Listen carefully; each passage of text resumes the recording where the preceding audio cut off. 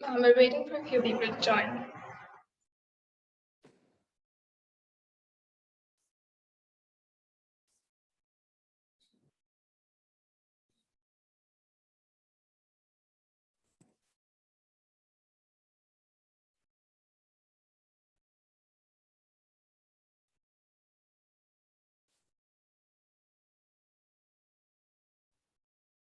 How's the weather there, ma'am?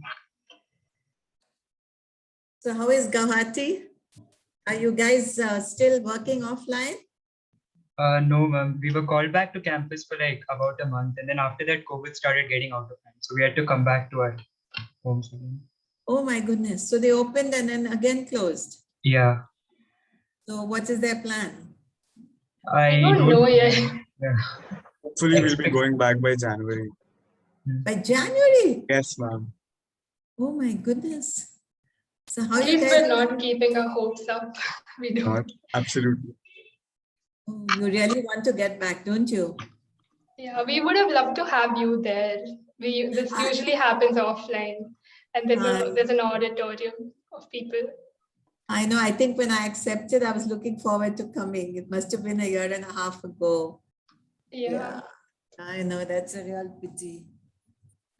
I've been there some few years ago to Guwahati, to Meghalaya, to the lovely bridges that we saw, the famous bridges.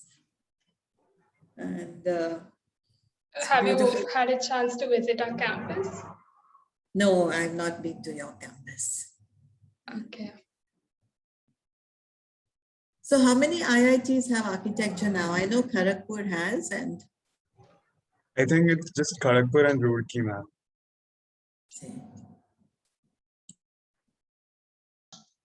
So what is your department known as in Guwahati?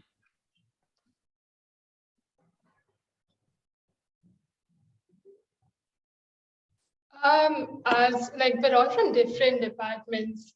Two of us are from design, and the rest are from engineering. So how will they be so interested in architecture? Well, with this, we're trying to get this out to people outside of IIT.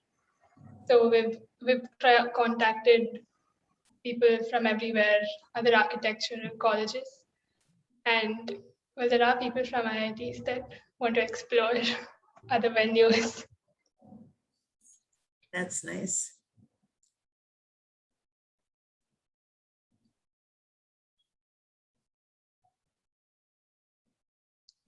They'll keep joining. We're slowly letting the participants in.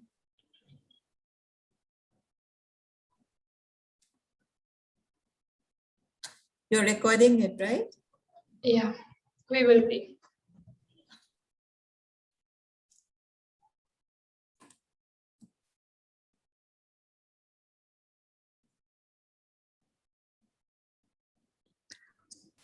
Excuse me, ma'am. Do you mind if we play a short video until we wait for all the participants to join? Sure, sure. Thank you.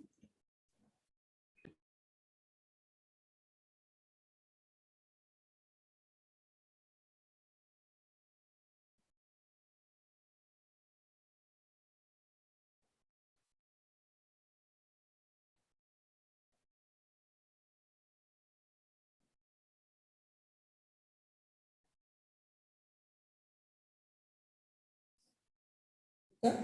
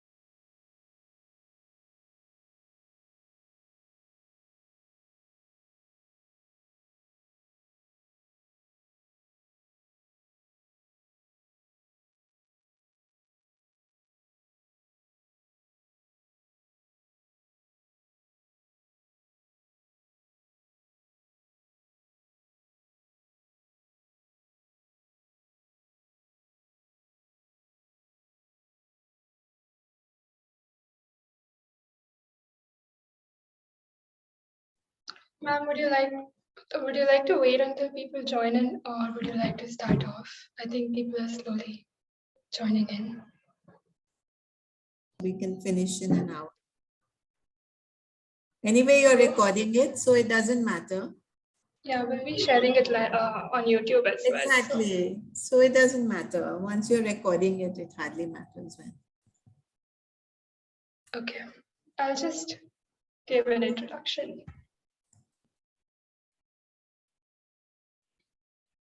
Okay. An 8-year-old girl stands on the steps of the ancient ruins of the Buddhist University in Nalanda, Bihar. She stares at the site, mesmerized at the thought of what it could have been.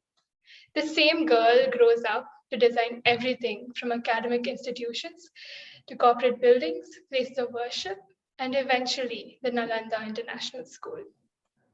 To everyone present here, welcome to Lecture Series Techniche 2021. The main aim of lecture series has always been to facilitate interaction with pioneers of various fields, the best of the best.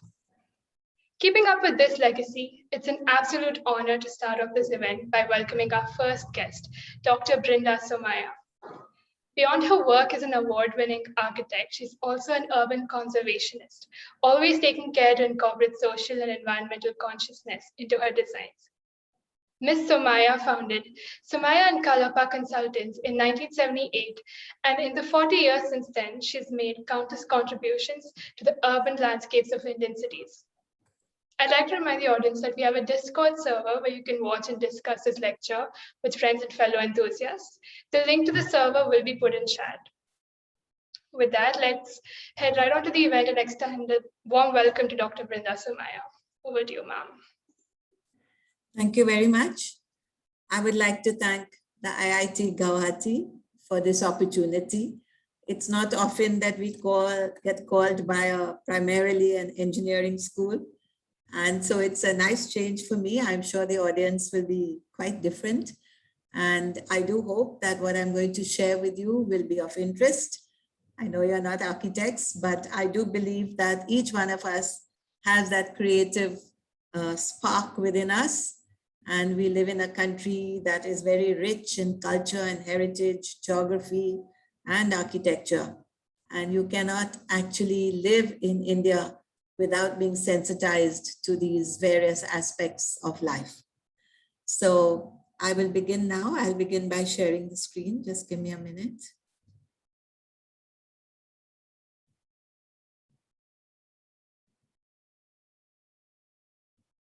Can you see the screen? Yes, ma'am. Is it clear? Yes, ma'am. Okay.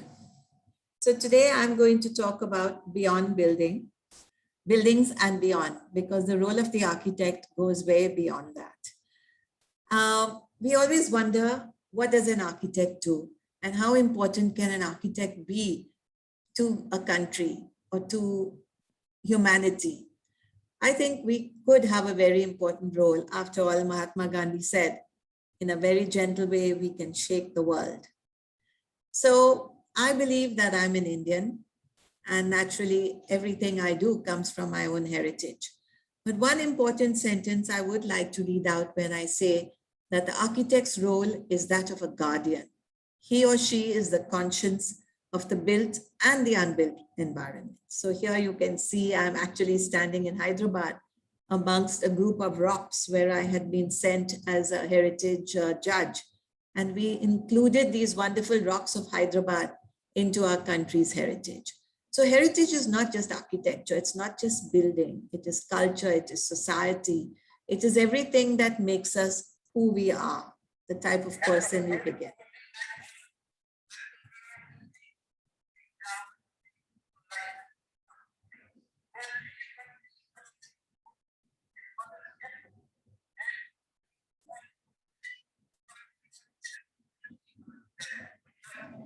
So you know that our freedom began post-independence, and this is the most famous Nehru speech, the tryst with destiny. But Nehru had many ideas, but the partition took place, which was the biggest migration in human history.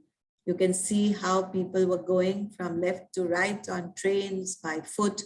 And the photograph in the middle is very important because it shows the Calcutta National Library and how they had to divide the books there between East Pakistan, now Bangladesh, of course, and India.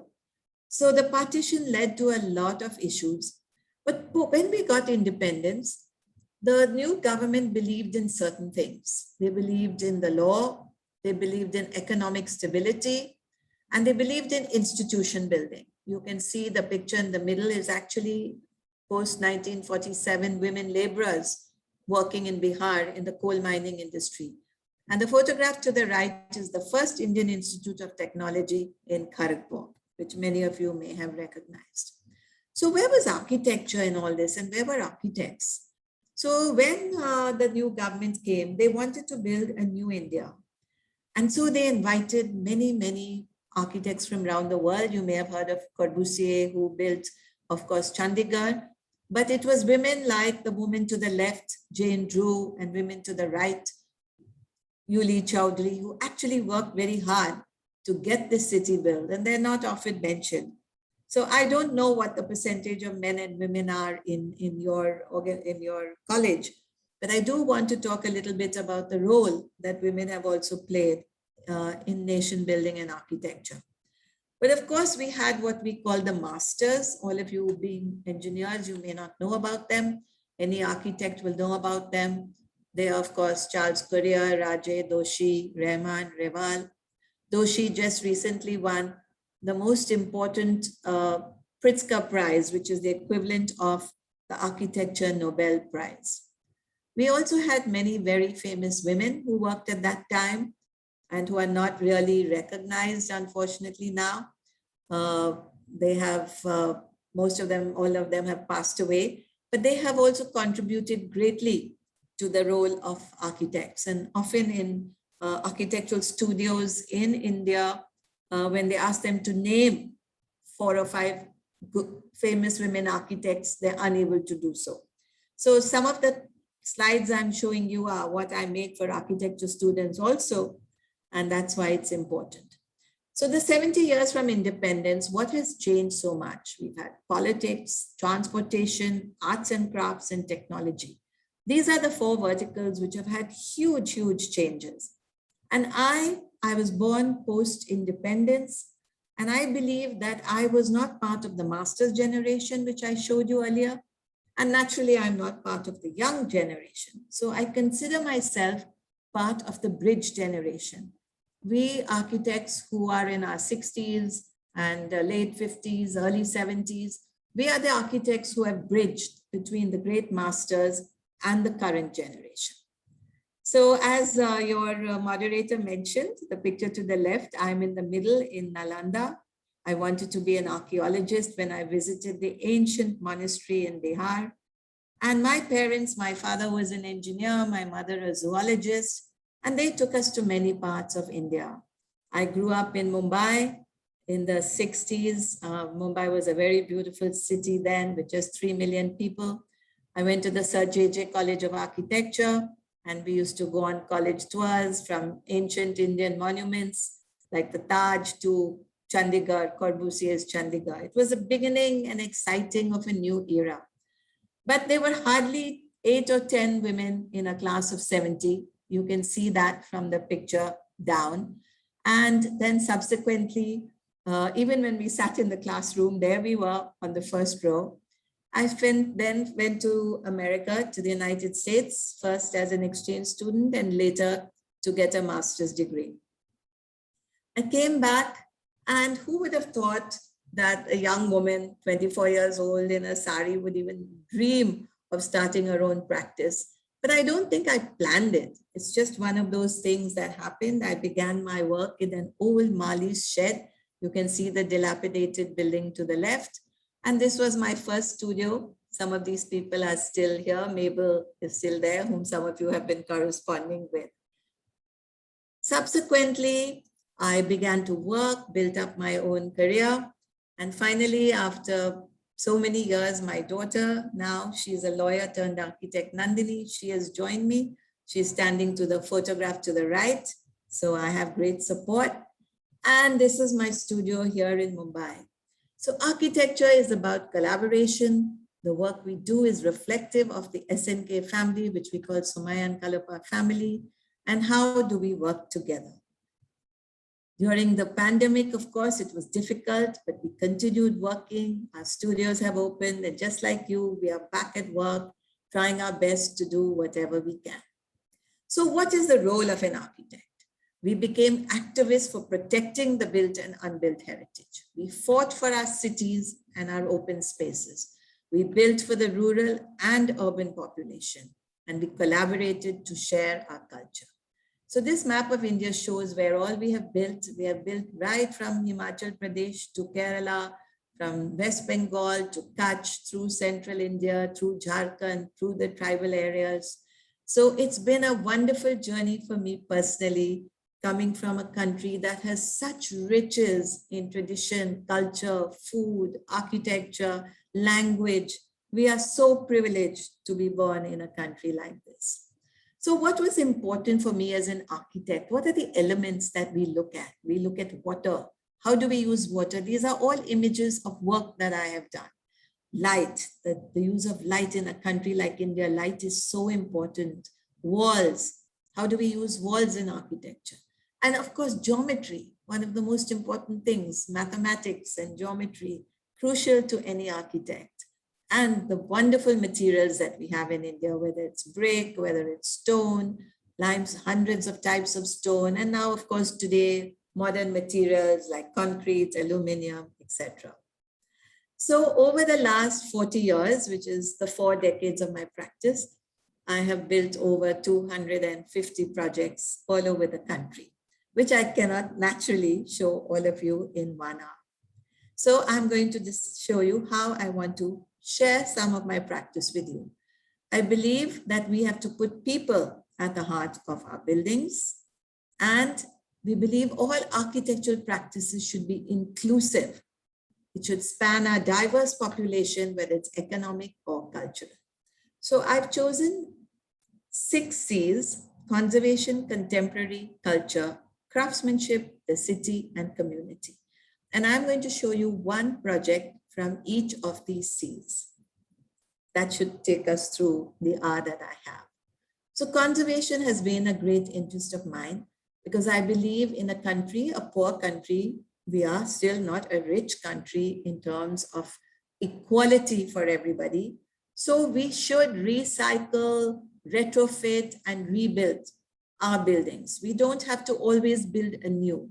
This is very, very important. The embodied energy of buildings must be preserved.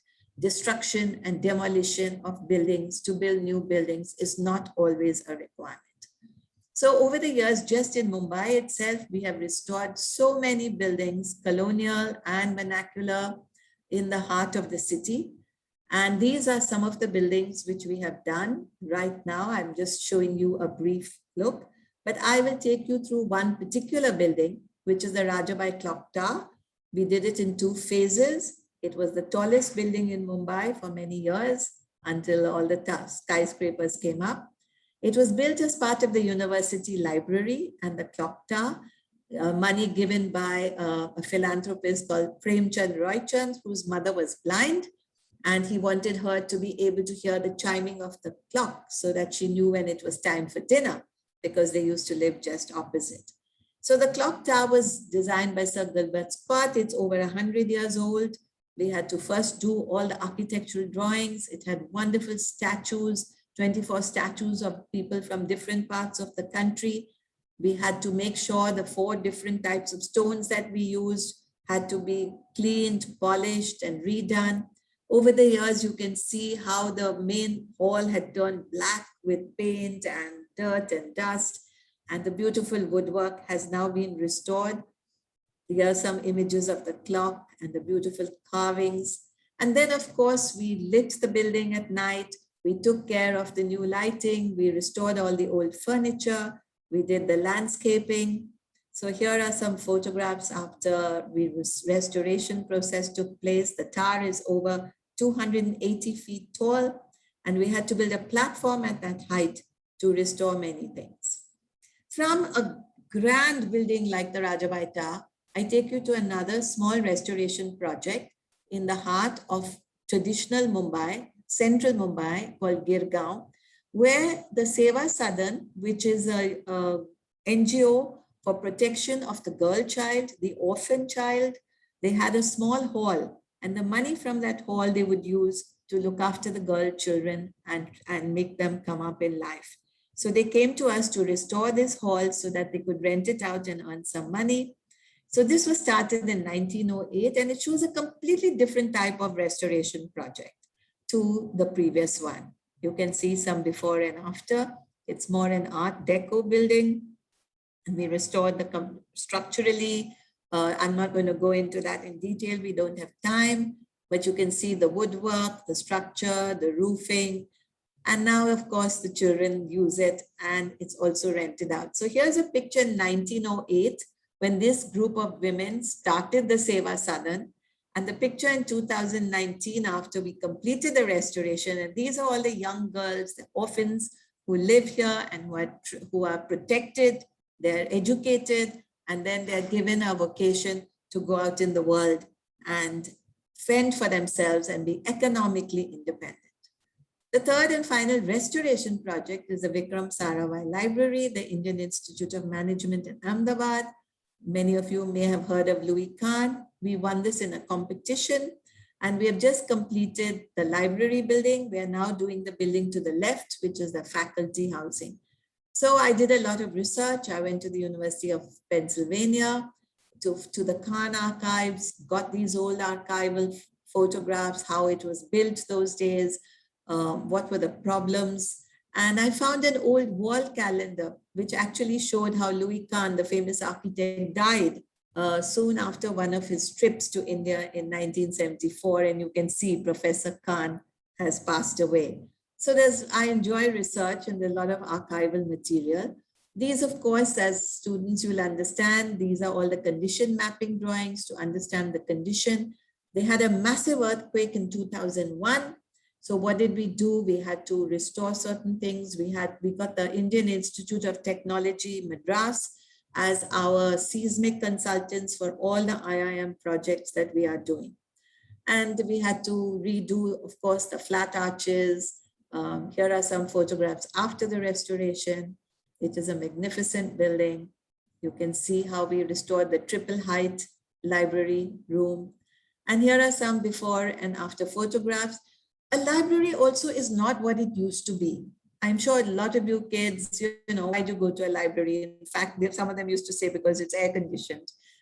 You all have laptops, you can sit on your bed in your room. But what makes you go? What is the interaction you look forward to? What are you missing now in the pandemic? So these are some of the things we changed. We created interaction spaces. We contain solitude spaces. We brought a library up to a library that is used for you young people today, not just a whole lot of books and stacks. We needed more than that. And of course, in architecture, like engineering, everything is a group project. It has to be done with a group of people and teams of people. Second, I come to contemporary work. We've done many institutes of management, we're doing lots of buildings at the Indian Institute of Technology in Bombay. We're doing several buildings there. We've done the Goa Institute of Management, Nalanda School. So contemporary work is also something that we really enjoy and love very much. I've chosen again 1 or 2 contemporary projects due to time paucity. This is the Tcs Campus, which we've designed in Indore in 2018.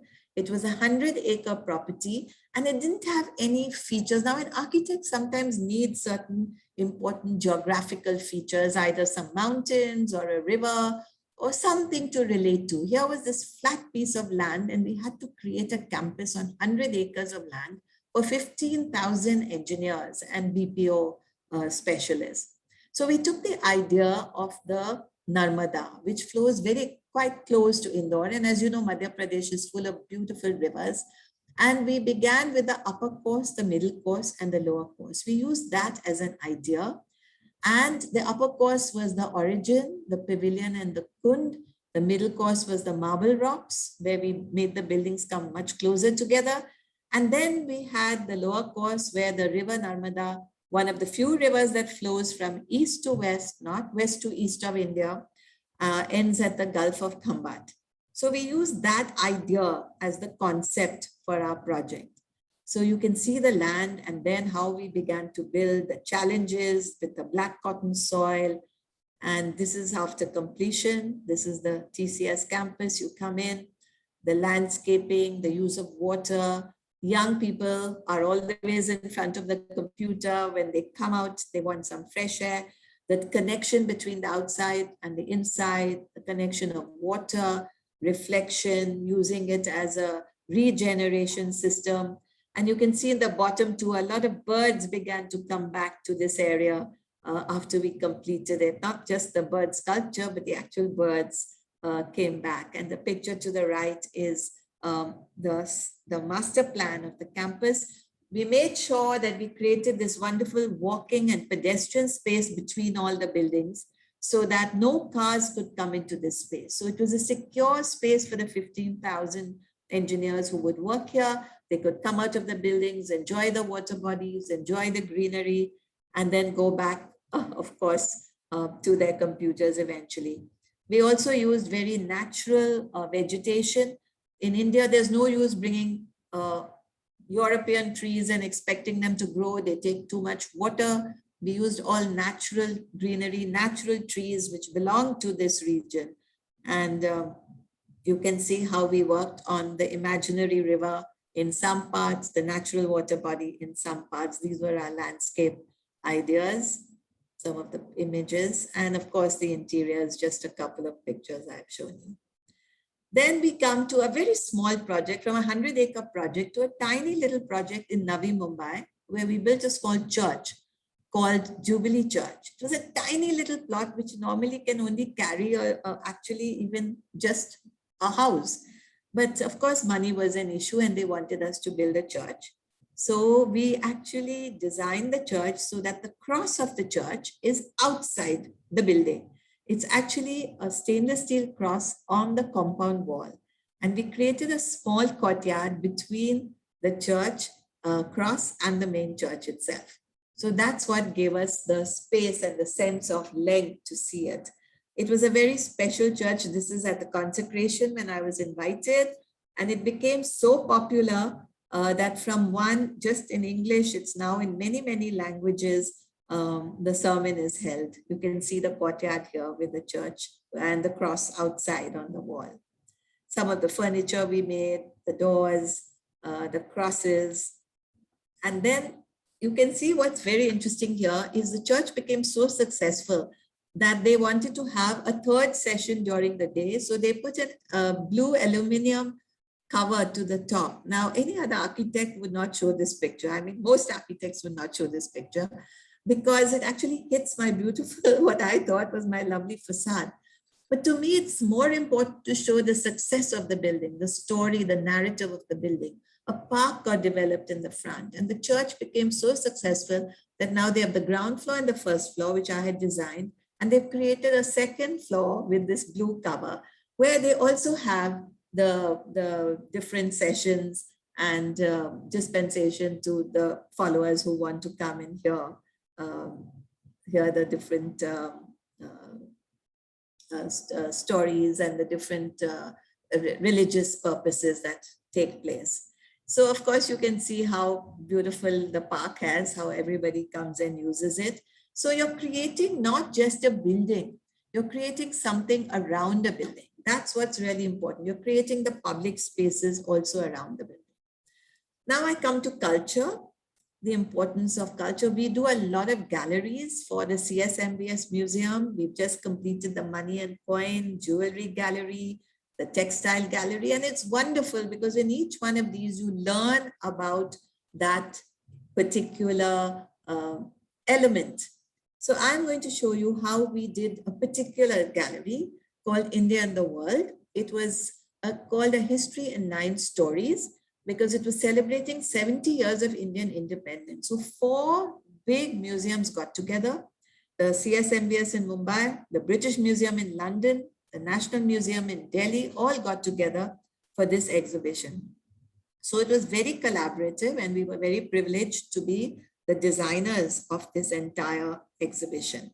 So we had to first put on AutoCAD all the hundreds. We had over 280 objects.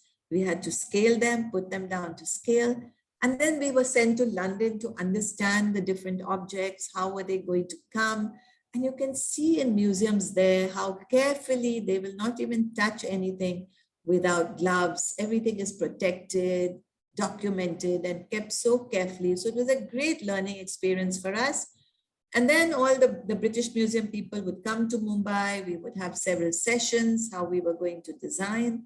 And then my studio began to develop sketches. So we had to understand what were the objects that they wanted to show. What were the cultural objects? Because this was not India. It was called India and the World. It was about India, how it reacted with the world for thousands of years. What were the interactions with different parts of the world? And what were the results of those interactions? What were the objects that were created because of the cultural interaction between India and the world? So I'll show you a small little video. Now this was our concept. We took a concept of how in India, time is not linear. In India, time is circular.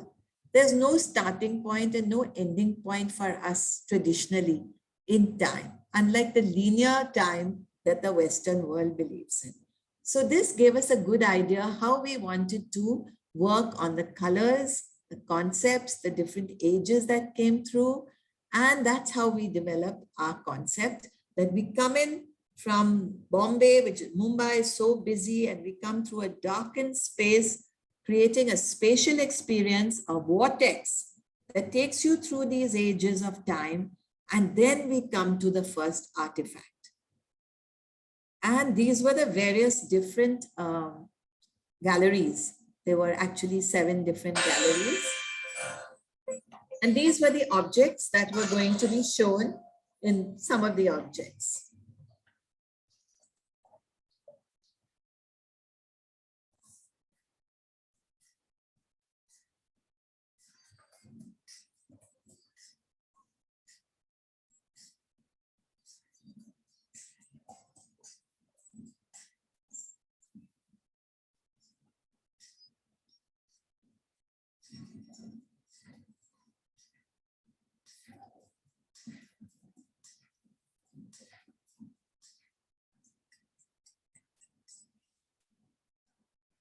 So the objects began to start coming from abroad. You can see how they came so beautifully packed because they were coming from 26 different museums. This was the famous Discobolus from the British Museum, how it came in. And this was our centerpiece, the famous Athenian Greco-Roman sculpture, which we managed to get in from right from London. And then you can see Hanuman on the right, the Yakshis, all the different Indian sculptures. So the interaction between India and the world. This is the entrance. These were the empty galleries, how we began work on them, and then how we started, right from the Indus Valley civilization, which you all know are river civilizations. We actually curved the units to give the sense of a moving and streaming river. The brick, any of you who have studied of the ancient Harappan civilization will know that it was a brick-connected civilization. And then we came to the powerful different emperors and the empires. So we brought in a much richer context. This is one of the headstones of Ashoka the Great. And then we went on to religion. And what was so interesting was state and faith. How did religion affect the states? And if you see this picture, you'll see a Christ and you'll see a Hanuman. I'm sorry, you'll see a Ganpati. So what will you think? You will think the Ganpati is from India and the Christ must be from the West, but it's the exact reverse. This is a wooden Christ from Goa and the stone Ganesh is from Indonesia. So that shows how the world is interconnected. And this was the seafarer part of India, was a great sea power, both from the Coromandel coast on the eastern side and Bengal, and of course from the Arabian Sea. So, and then of course, the Mughal empires, the rich empires that existed in India. And finally, when we come up to freedom, and we use the idea of a mesh over here, and we put Gandhiji behind that to show how we had so many prisons in India at that time, how we had to fight for our freedom. And you can see this is a very, very famous painting by Amrita Sher Gill, who was half European and half Indian. And it shows the context, the clash of two different types of ethnicities governing a single country at that time, and what were all the challenges that took place. So culture is very complex in India, and that's why it's so fascinating. And the end piece was done by this famous Talur, who this is supposed to be a Shiva, the dancing god, and he has put the in the middle concrete and coins. And what perhaps he's trying to say is that man, from believing in spirituality, now believes only in money and wealth. And this was how we ended in darkness. We started with that dark idea of coming through the vortex, and we ended this. And the next small video I'm going to show you is that they brought in a Nandi. As you know, Nandi is the vehicle of Shiva. And how was it brought in India? For the Britishers, it was considered quite interesting. And the way we treasure even a stone sculpture that we bring in.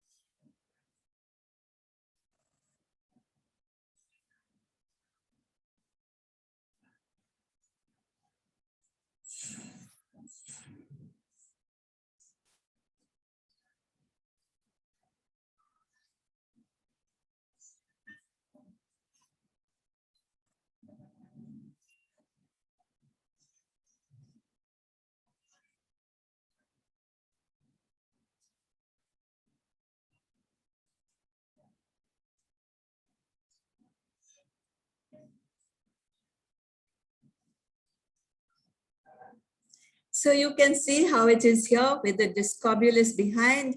The Nandi actually greeted every visitor who came in. And this is our culture, this is our tradition, this is how we connect with everybody else. So next I go on to craftsmanship. The saddest part of what's happening in India is the death of so many of our crafts. Craftsmen are finding it very difficult to survive with all the international goods coming in, whether it's China, Indonesia, or Thailand. People tend to go in for those furniture pieces. Also, the pandemic has caused even more problems. So our belief in my studio of SNK is that we must always use ordinary craftsmen and bring them into the most sophisticated buildings that we have. In places like Germany, 2% of the cost of buildings is always kept for craftsmanship and for artists. And if we do not want to lose our craftsmen, if we do not want to lose our artists, we need to encourage them. And as architects, we have a huge responsibility for that. So we use crafts in many, many different ways. To the left is a resort we did in Kumbalgarh. We use the local craftsmen. We've used in Mumbai, the language, aesthetics of Indian language scripts. So there are many ways we can use it. I'm just going to show you a couple. We did the Bombay House, which is the international headquarters of the Tata Group. They could have gone anywhere in the world, but they choose to use us and restore the old building. And because the Tata Group are made up of many, many different companies, I will just quickly run through the artwork that we used. We did a lot of research. You can see over here the Tata Group's contribution to the Industrial Revolution. We found a 1926 advertisement, the four partners of who started Dorab Tata and the Ratan Tata, and then the Tata family tree. So what we did for different Tata companies, this was for Tata Power. We got young students to come and tell us, draw what they thought would be their sense of electricity. And because this was one of the biggest Tata companies, is Jamshedji Tata believed that clean power is very, very important. And then we used their ideas to, with the craftsmen, to create the art for the Tata Power floor. For the Tata Chemicals floor, we believed in serving society through science. That was their idea. So we used resin with these glass Petri dishes. On behind, we had the Mendelev's periodic table. So that's the way we talked about Tata Chemicals. For Tata Steel, we actually got some original steel from Jamshedpur, and we worked on it and put it onto the map of Jamshedpur. That was the artwork for the Tata Steel floor. And for Tata Motors, that was a very different, they wanted a world map to connect the aspirations of, because they're making, as you know, cars and Jaguar, Land Rover all over the world. For them, the idea was a global artwork that they wanted. And the final one was the Tata Sons, which is the main Tata group headed by the chairman, Mr. Chandrasekharan. So we found there was a DNA called the Tata box. We all have DNA, as you know. And we thought we would use fabric to design the idea of the DNA. So we got craftsmen and textile designers to come in. We worked, of course, on the thumbprint, and then the idea of the DNA converted into an exhibit. So the idea here is to work with craftsmen and come and result in world quality contemporary art, which can be put in the offices of the largest company in India, and they are proud to show the work of the craftsmen of our country. And this you can see from 1874 to 2000. This was a sort of a diagram showing the progress over years. Another quick building was also the international headquarters of Bharat Bhavan, which we restored and did the full interiors also. And here what we chose, the idea of sustainable artwork. We believe the artwork had to be sustainable, and we used the work of ordinary artists, and what was so important that we gave them work during the pandemic. And we use this idea because Bharat Petroleum has refineries, geology, fluidities. These were their important things. We then worked, we reused waste wood. You can see this was an artist, Santanu Day, who did this beautiful, beautiful mural of waste wood. Here's repurposed wood. You can see to the left how he started building it up. And this is e-waste. He has made this triglyph of 3 different parts from e-waste, like mercury, BFR, polyvinyl, all these sort of things. And this was made from old unused magazines by Ravi Kumar. So even here you can see at the back, whatever artwork we have used, the craftsmen have used different types of material, and we put it in such a contemporary context, and we handed over this building, and everybody was very happy. So these are many, many different ways that we can help the craftsmen of India without compromising the high quality of design that we believe should be there in every project that we work in. This was another project in Banyan Park where we used we worked with an American architectural firm, and we designed enormous ikat pieces. We actually had to create new looms to weave these ikat pieces, which now have become, extremely famous all over. And of course, you have the different wonderful stone works and jalis that can be done by craftsmen all over our country. The fifth is the city. As you know, we now have 22 million people in Mumbai. You can see the contradiction between the informal and the formal housing, the image to the left. And I love, Shabana Azmi said, and this reflects what I believe, that I love Mumbai. It is my city. It is in my bloodstream. I love her diversity, her pluralism, her festivals, and her vibrancy. I may groan about the traffic, moan about the pollution, fret about the shrinking of open spaces, but I can't live anywhere else in the world. And this is a street which shows the change of Mumbai. I worked on the street from 1990 till 2019. I did 4 projects and each one was so different, and it shows how Mumbai changed. The NRK house was a small part of a mill, which was an old creche, which I made into an office. Then we did Brady Gladys, which was a low-rise building. Those days, there were no high-rise. Then I did Empire Institute of Learning, where I converted another old mill into a small educational institute. And finally, with American architects, we worked on the World One Towers.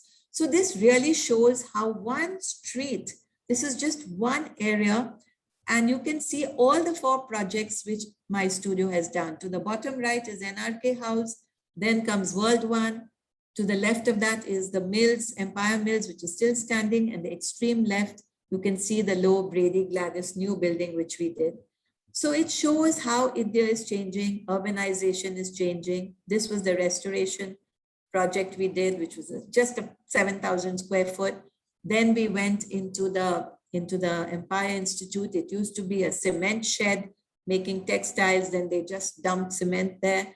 We kept the building as it is. We've got the north light coming in. We've got those beautiful red rafters. And we got the idea of a street, a connection of a street, because it was such a big space. And we have various things are taught, design things are taught to young students today.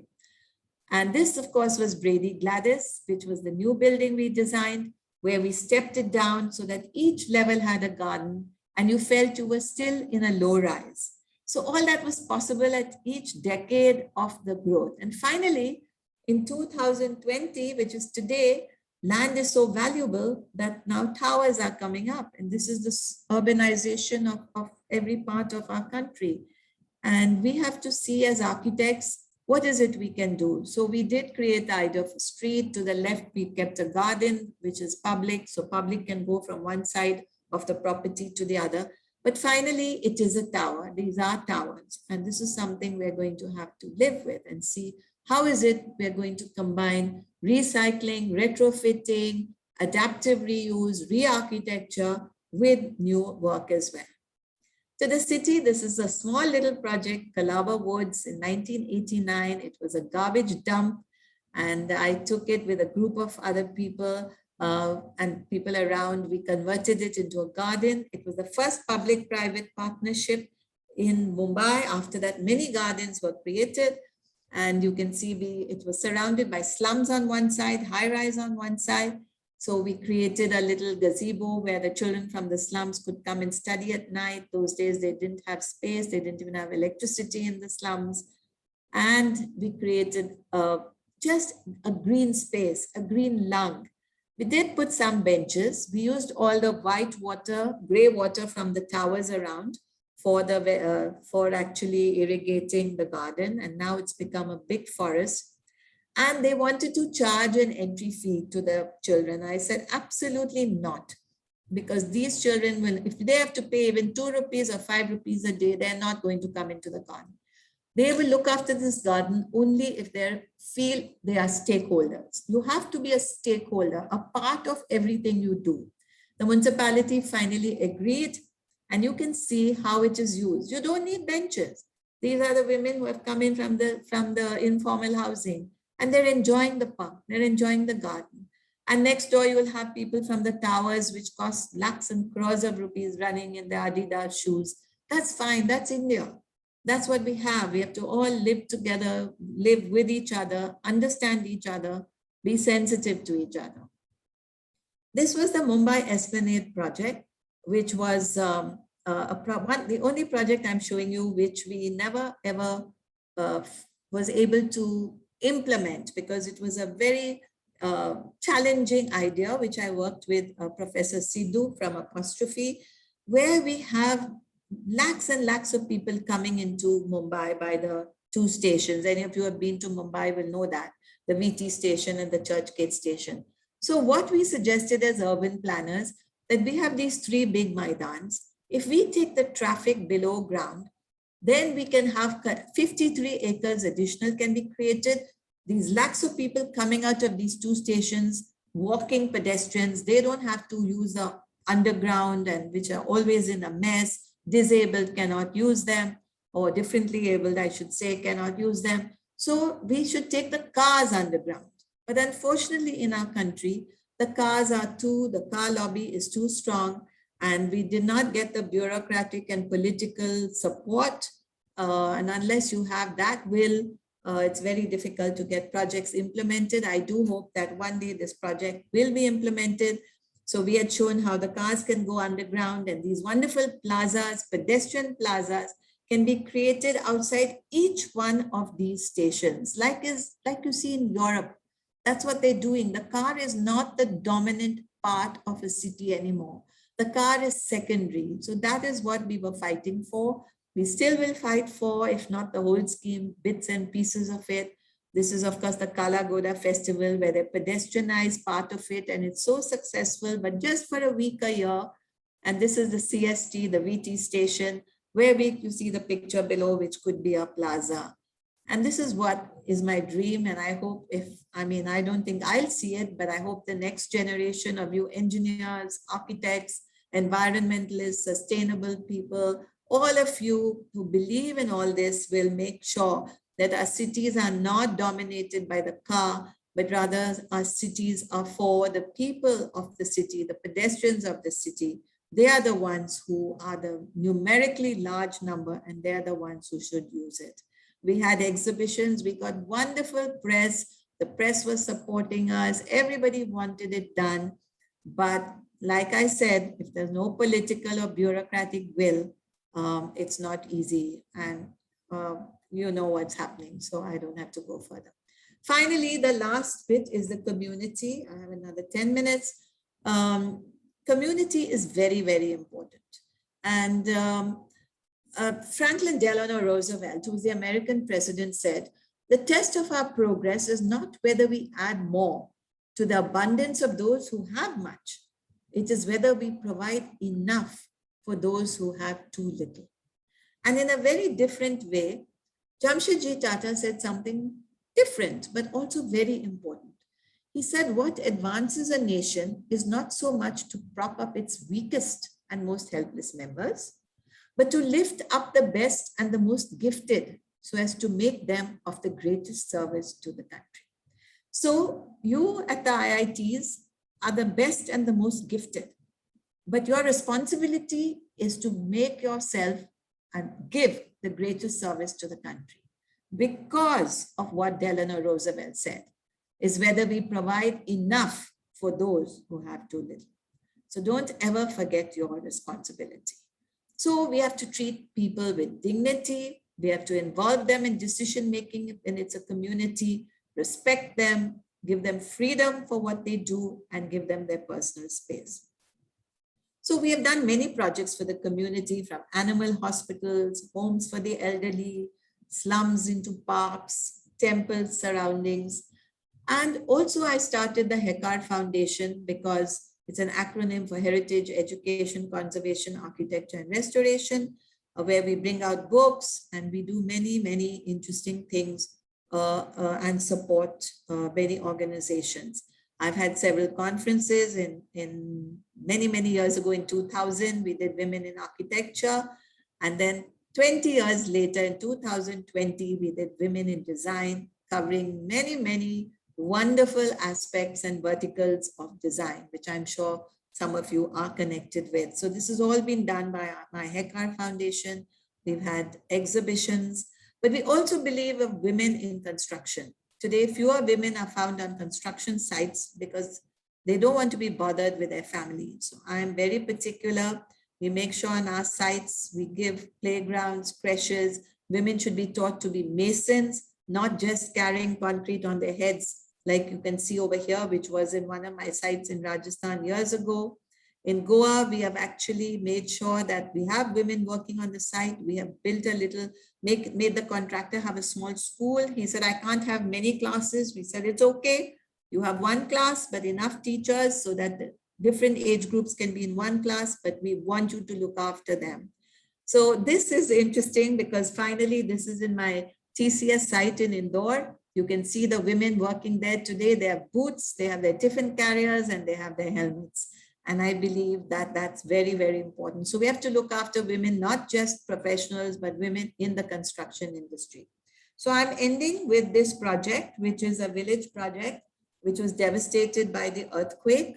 It was in Gujarat in 2001. And I went, I had a client who wanted to help. This was a picture I took of this map of India in the school. It was a Friday and the entire village was completely destroyed. We had to search for a village because different people had taken different villages to look forward to rehabilitate. And we found a village which was interesting because a lot of the Hindu villages, Hindu NGOs had taken, the Muslim villages, the Muslim NGOs had taken. And we found a village which had a different type of breakup of Hindus and Muslims. It wasn't just, a majority minority. It had a 60-40 or something like that. So this was the wonderful village that we got, the Badli village, which is actually just west of Bhuj and quite close to the Pakistan border. And this is what we did not do. This is what the government was doing. They were finding pieces of land, clear and building repetitive houses. When I went to the village, I asked them, what is it you want? What do the villagers want? They said, we won't mind sitting in the cold. It was January when the earthquake struck, but we want to be put back in the same piece of land next to our same neighbors. We want to be in that comfort zone. So the first thing we had to do was make a map of the village, understand the type of housing that existed. We went around everywhere and we formed a group. The village head was actually a woman. The NGO lady in charge was a woman. So we had a group of women who worked, you can see bottom right, talking to the villagers, finding out what they wanted. So I saw my role as just, enabling this to happen. It was always they had to generate what they believed in and what they had to do. So we designed very simple structures, 3 different types, depending on their size. And we told the villagers, we will give you the material, but you have to build, because we wanted them to get back into they were very depressed, naturally after an earthquake where 90% gets destroyed. Finally, one man began and then the others came through. So we provided them actually the materials and we paid them for their labor. So that's how rehabilitation takes place. That's how community gets back on track, not by just doing what you think is right, but asking them what they think is right. This came out in the New York Times. Each house costed just $2,000 equivalent. They are very artistic, as you know, in Gujarat and Kutch.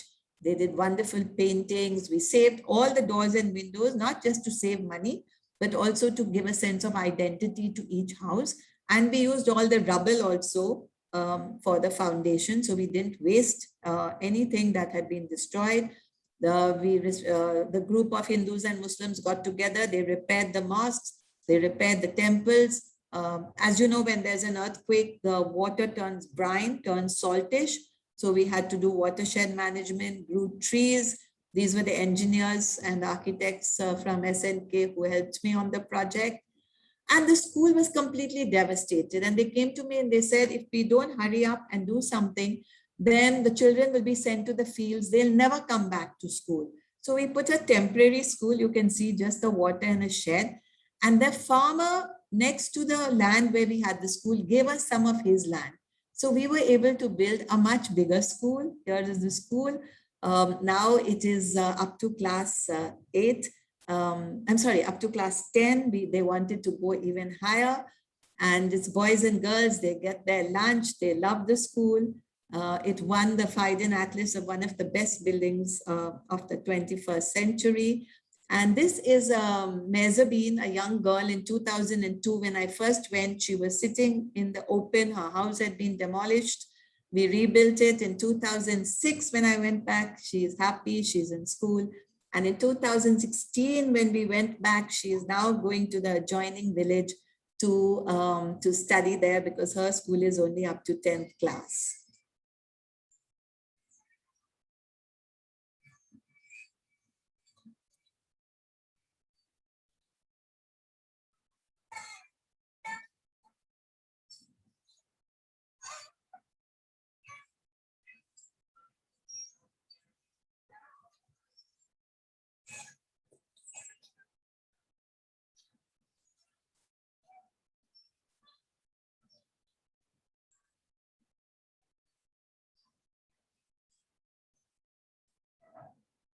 Oh no.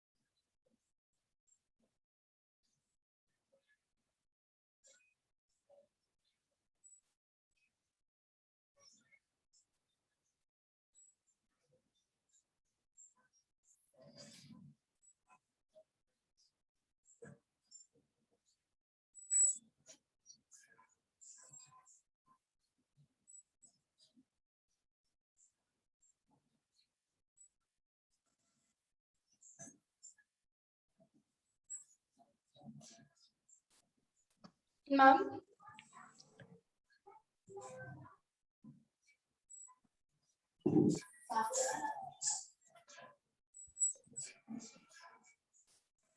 Hello, ma'am. Am I audible? Hello.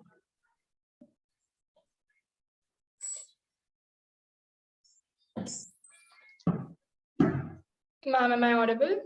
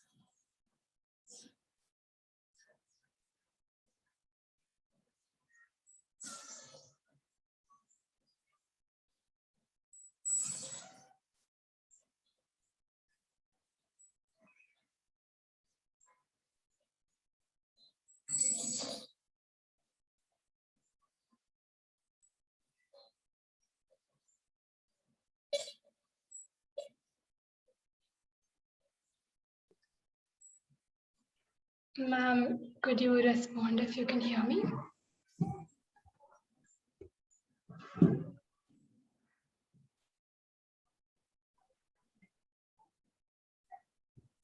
So that's it. Hello, Can you ma'am. hear? Yeah, you're audible. Yeah, that was a wonderful lecture. The comment section was very active, and we were all, especially the design group chat was very active during your lecture. Oh, I'm sorry, I couldn't see. I tried to get into the chat and then something happened. So I thought, I know you've got to go at 6, so I didn't want to delay anything. Well, that's fine. I'm sure they can contact you personally at your email. And unfortunately, we'll have to end the event here. Yes, I Thank know you so that. much for being here today, ma'am. You're most welcome and all the best to all of you. Thank you very much, ma'am.